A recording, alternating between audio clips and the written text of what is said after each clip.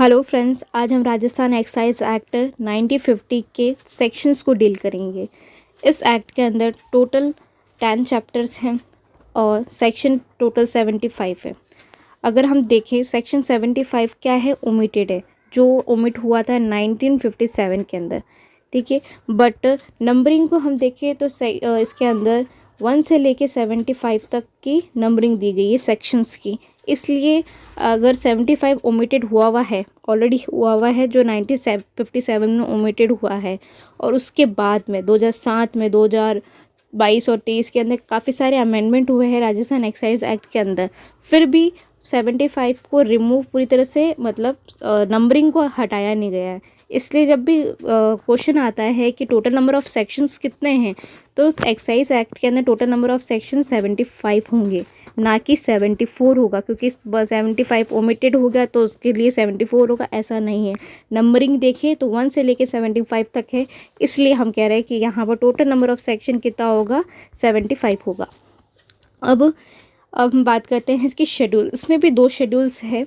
जो first schedule है वो भी ओमिट कर दी गई थी 1967 के अंदर, और एक शेड्यूल सेकंड जो शेड्यूल है उसको ऐड किया गया था 1961 के अंदर, उसे हमने ऐड किया था, और ये 1967 में ओमिटेड हो चुकी थी। पर टोटल नंबर ऑफ शेड्यूल्स कितनी हैं, 2। अब हम बात करते हैं सेक्शन फर्स्ट की। सेक्शन फर्स्ट बात करता है short title, extend and commencement की।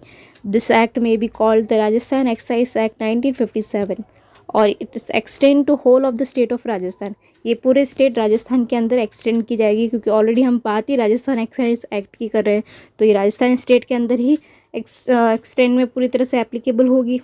It shall come into force on such date as the state government, कौन, स्टेट गवर्नमेंट, जब may by the notification in official gazette appoint in that behalf, जब notification में Rajasthan state government करेगी। हमने previous video में ये बताया था कि कब हुआ इन्फोर्स में, ये हुआ था 1 जुलाई 1950 को, ठीक है। अब जो सेक्शन सेकंड है ये भी ओमिटेड है। ये कब ओमिट हुआ, ये ओमिट हुआ था 1957 के अंदर। अब हम सेक्शन 3 की बात करते हैं, जिसमें डेफिनेशंस क्लॉज दिए गए हैं काफ़ी सारे। इसमें टोटल 25 डेफिनेशंस दी गई है। फर्स्ट बात करती है बियर के बारे में। Beer include ale, stout, porter and all other fermented liquors made from malt. Ale क्या होता है कि ये जौ की शराब होती है, उसे एल बोलते हैं। स्लाउट मतलब क्या होता है कि एल को मतलब जो जौ की शराब होती है उसको काफ़ी टाइम तक बॉईल किया जाता है, ठीक है। हैवीली बॉइल्ड होने के बाद में ये बहुत स्ट्रॉन्ग डार्क बन जाती है, उससे इसको कहते हैं स्क्लॉड। मॉल्टर भी एक टाइप वैसा ही है, जो कि 18वीं शताब्दी में लंदन में और इंग्लैंड में फेमस हुई थी, वहाँ पर ये बनी थी। और ये जो कुली वर्ग होते हैं उसमें काफ़ी ज़्यादा फेमस थी, ठीक है। और other fermented liquor made from malt, malt मतलब जौ से उसको फर्मेटेड कर करके लिकर तैयार किया जाता है। ये बियर के टाइप्स कह सकते हैं हम, क्योंकि यहाँ वर्ड यूज़ लिखा है इंक्लूड्स, ठीक है। अब सेकंड बात करता है आबू एरिया का। Means the territory comprised in the Abu road taluka of Banaras Kantha district of the state of Bombay as is existed immediately before, जो पहले एग्जिस्टेंस में थे कब, 1 नवंबर 1957 से पहले। तो अब वो कहाँ पर कवर हो रहे हैं, अब वो किस टेरिटरी के अंदर कवर हो रहे हैं, वो आबू एरिया की टेरिटरी के अंदर कवर हो रहे हैं। जो इम्पॉर्टेंट सेक्शन कह सकते हैं, डेफिनेशन हम बात कर सकते हैं, वो 3 है।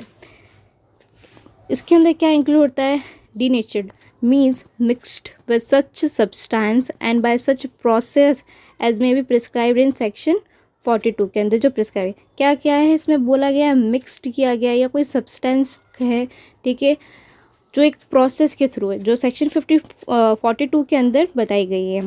And in order to render any spirit unfit for human consumption, क्या है, जो ह्यूमन कंजम्पशन के लिए अच्छी नहीं है, वेदर एज अ ब्रेवरेज और एनी मेडिसिन, चाहे तो या तो वो पेय पदार्थ में हो, ब्रेवरेज के अंदर पेय पदार्थ यानी पीने वाले, ठीक है, या तो मेडिसिन के रूप में, और एनी अदर वे, या किसी और तरीके से।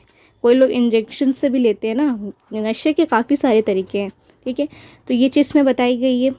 अब 3A कब ऐड किया गया है वो हम बात करते हैं। 3A ऐड किया है 1961 के अंदर, 1961 में 3A ऐड किया गया। इसमें क्या प्रिपरेशन के बारे में बात की गई है। 3 में तो हमने क्या होता है मिक्स और सब्सटेंस और प्रोसेस के बारे में बताए थे, डीनेचर्ड के बारे में, और इसमें क्या बोला है उसका preparation means any preparation of a denatured spirits or alcohol and include liquor, French polish, varnish prepared out of such spirit or alcohol. अब ये जो वर्ड है स्पिरिट जो बार बार आ रहा है, इसका मतलब क्या है? इसका मतलब है कि इसमें है ना सिंथेटिक कलर्स और सल्फ़र को मिक्स करके शराब बनाई जाती है, जिसकी वजह से क्या होता है कि जो इंसान पीता है इस शराब को, तो उसमें क्या तो या तो बहुत ज़्यादा आक्रामक हो जाता है, गुस्से वाला हो जाता है, या तो बहुत भावुक होने लगता है। हम ये यूजुअली देखते हैं जो बहुत ज़्यादा हेवीली ड्रंक्ड पर्सन होते हैं, जो पी के चलत होते हैं, पिए हुए होते हैं, उनको हम यूजुअली अब देखते हैं यही है कि या तो वो बहुत ज़्यादा ही गुस्से में हैं या तो बहुत ज़्यादा इमोशनल हो जाते हैं। ठीक है, क्यों, इसका रीज़न क्या है? क्योंकि इसमें मिक्स किया जाता है। यहाँ पर मैं आपको बता सकती हूँ, देखिए कि इसके अंदर क्या मिक्स किया जाता है, सिंथेटिक कलर और सल्फ़र मिला के शराब तैयार की जाती है। ठीक है, और जिसकी वजह से या तो वो गुस्से में बहुत ज़्यादा हो जाता है या तो भावुक हो जाता है। ठीक है, यहाँ पर जो वर्ड है अल्कोहल एंड इंक्लूड लिकर्स, हम ये सोचते हैं लिकर और अल्कोहल सेम ही तो होता है, पर इसमें थोड़ा स्लाइड्स डिफरेंट है।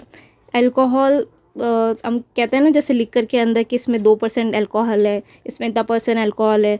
अल्कोहल में वैरायटी हम बहुत सारे वर्ड्स को यूज़ करते, जैसे वाइन हो गया, रेड वाइन हो गई, कॉकटेल हो गया, काफ़ी सारी चीज़ें होती है ना।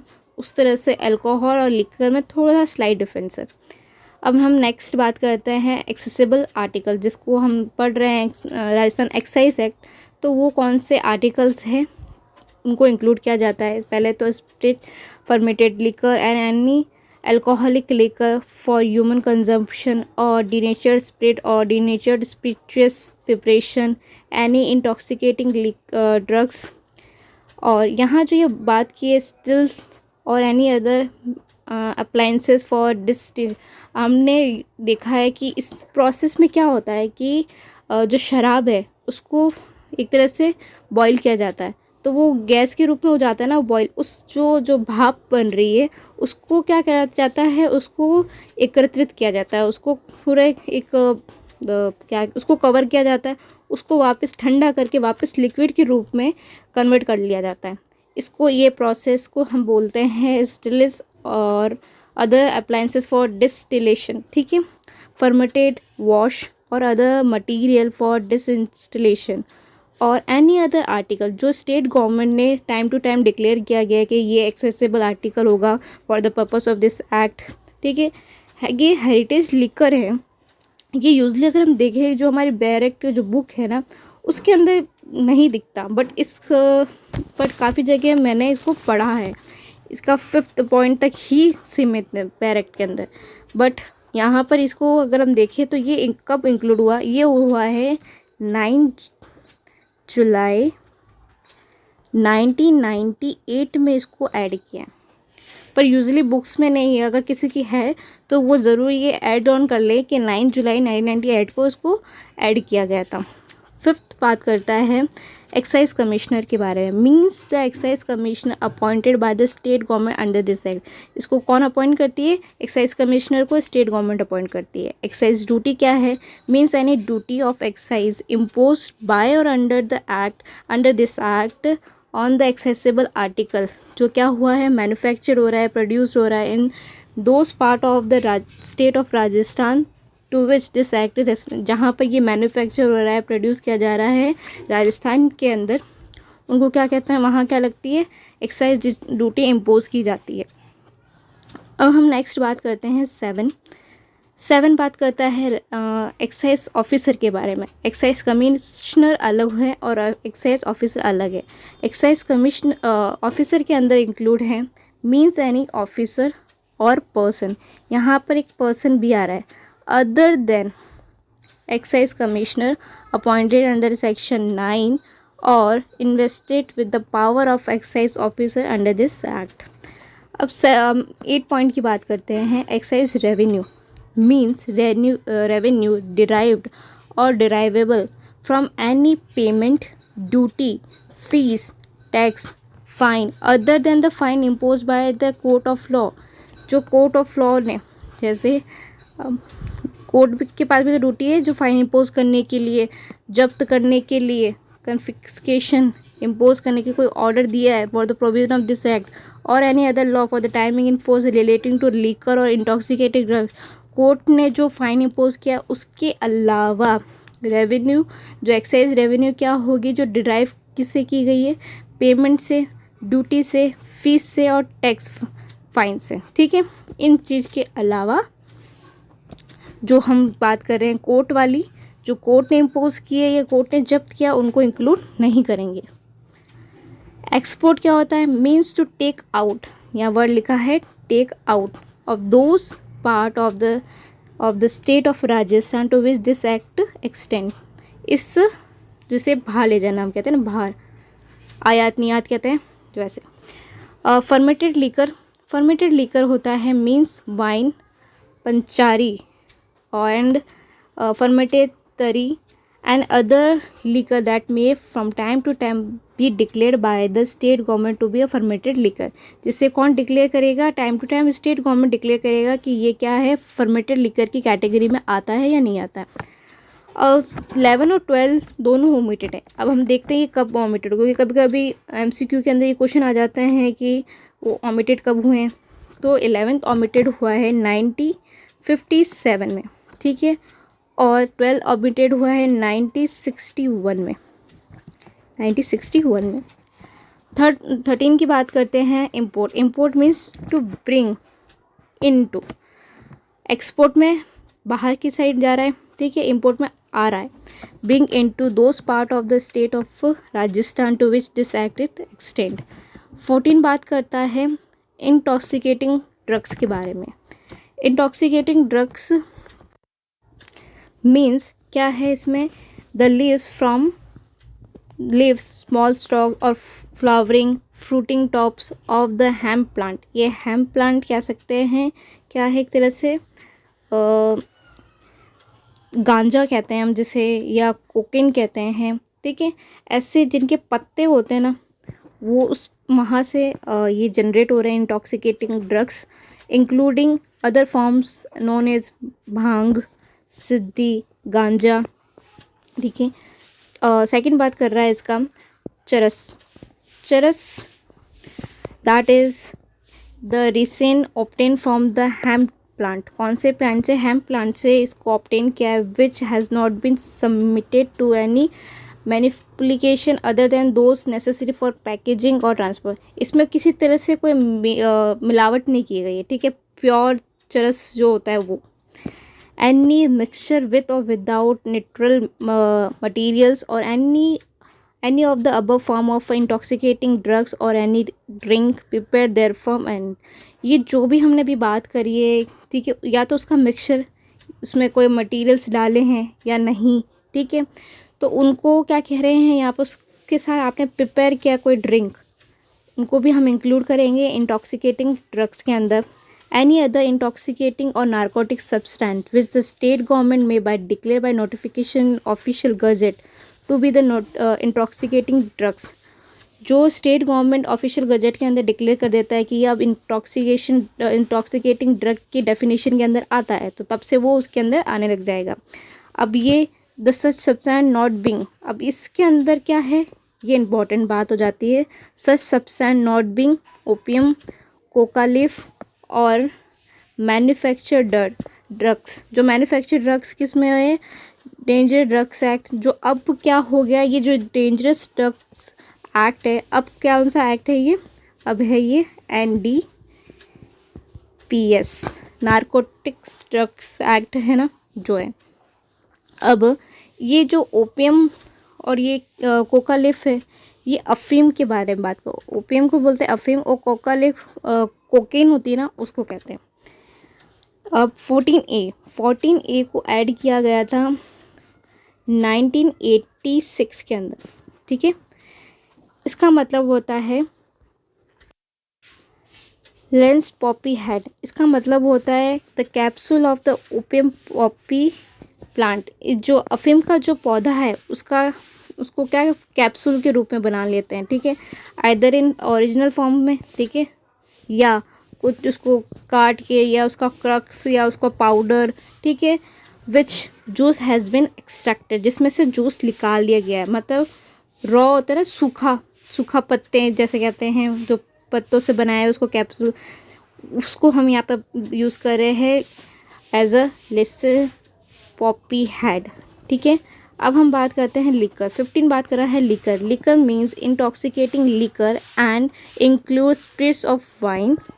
स्पिरिट्स यहाँ पर वर्ड है स्पिरिट्स ऑफ वाइन, फिर कॉमा लग के स्पिरिट्स है, हेरिटेज लिकर है, वाइन है, तरी है, पचवारा है और बियर है, and all liquor consisting of और containing alcohol as so as also any substance which the state government from time to time by notification in official gazette declared जिसको क्या करती है डिक्लेयर कर देती है as a liquor for the purpose of this act, ठीक है। जो लिकर की डेफिनेशन के अंदर क्या होता है, मीन्स इंटॉक्सिकेटिंग लिकर, ठीक है। अब 16 बात करता है मजिस्ट्रेट। मजिस्ट्रेट के अंदर याद रखना any magistrate of first class, any magistrate of first class. 17 बात करता है मैन्युफैक्चर के बारे में। Manufacture include every process whether natural or artificial by which any excisable article is produced, prepare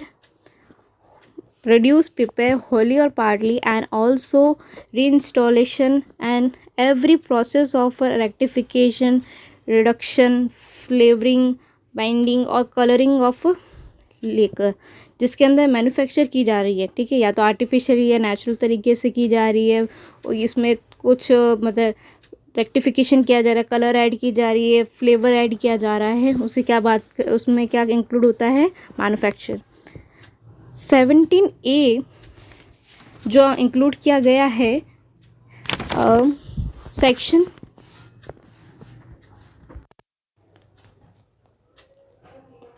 1985 में, 1985 के अंदर 17A को इंक्लूड किया गया है। इसको वर्ड यूज़ किया है मोलासिस। मोलासिस क्या होता है, एक तरह से का मतलब means any mother liquor produce for the final state of manufacture of a sugar khandsari sugar or the vacuum pan process for the open pan process from sugar cane. Or gur और sugar होता है उसको इतना पकाया जाता है, ठीक है, तो एक तरह से वो गाढ़ी सी काली सी एक लिक्विड फॉर्म में होती है, जिसे हम कहते हैं मोलासिस, ठीक है, जिसे सीसा भी बोला जाता है, सीरा। 18 बात करता है पंचवारी मीन्स फर्मेंटेड राइस। क्या है fermented rice, millet. Millet means होता है कि ज्वारा होता है, ज्वारा बाजरा, ठीक है, और other grain whether mixed with any liquor or not, and any liquor obtained where from whether diluted or undiluted, जिसको डाइल्यूट किया गया है या नहीं किया गया। 19 बात करता है प्लेस के regarding. Place include house, building, shop, room, port, tent, vessel, boat, raft and enclosure, ठीक है।